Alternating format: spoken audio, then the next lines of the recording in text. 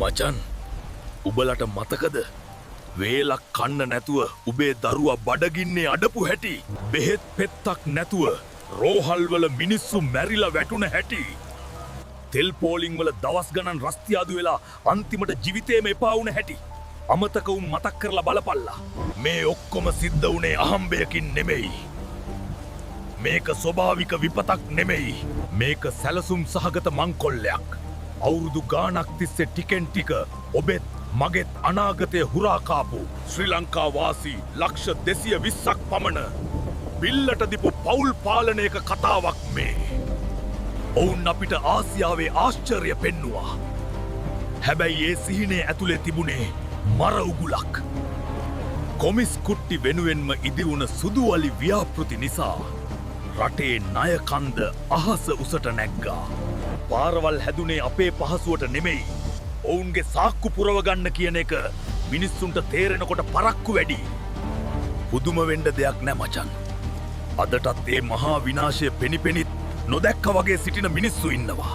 ඔබ දන්නවද? ඒ ගත්ත අතිවිශාල ණයවලින් රටට ලැබුණු ආදායමක් නෑ. ඒත් ඒ ණය ගෙවන්න උනේ කාටද? ඔබට, මට සහ ඉපදෙන්න බලන් ඉන්න ඔබේ දරුවට. එක රැයකින් පොහොර තහනම් කරලා සස්්‍රික ගොවිබිම් සොහොන් පිට්ටනි කරා.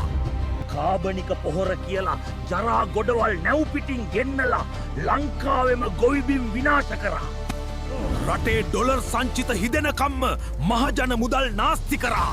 රට බංකොලොත් වෙද්දිත් ඔවුන්ගේ විදෙස් ගිනුම්වල සල්ලි පිරී ඉතිරි ගියා. හැබැයි තාමත් ඒවා පිළිනොගන්න වහල්ලු ටිකක් ඉන්නවා. උන් තමයි මේ රටේ ශාපය. රටේ සම්පත් කුණු කොල්ලට විකුණලා ඉන්දියන් සාගරයේ මුතු ඇටය ලෝකයටම ණයකාරයෙක් කරේ මේ පවුල් පාලනය. අවුරුදු ගානක් තිස්සේ ජාතිය, ආගම, දේශ ප්‍රේමය ඉස්සරහට දාගෙන ඔවුන් කළේ රටේ කිරි ටික දොවාගෙන බීලා. අන්තිමට හරකව මස් කරලා මස් ටිකත් විකුණන් කාපු එකයි.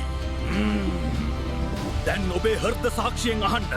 ආයෙත් අපි රැවටෙනවද? මේ අපරාධකාරයොන්ටම ආයෙත් මේ රට බාර දෙනවද?